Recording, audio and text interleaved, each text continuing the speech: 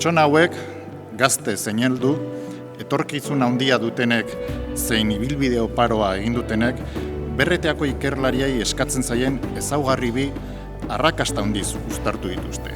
Bat, ezagutza berria sortzea, eta bigarren, ezagutza berri hori euskal enpresa eta industriara transferitzea. Gure ekonomia lehiakorragoa izan da.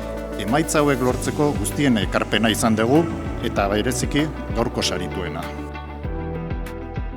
Quiero agradecer poniendo en valor y dar las gracias por vuestro trabajo, por vuestro esfuerzo y por vuestro compromiso con la excelencia a los 17 centros tecnológicos y de investigación cooperativa representados. Sois verdaderos faros de innovación.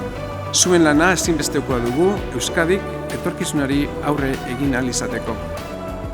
Ezagutza, zientzia eta garapen teknologikoaren bidetik lortu dugu mendez mende krisia gainditu eta herri lehiakor eta aurreratua izatea.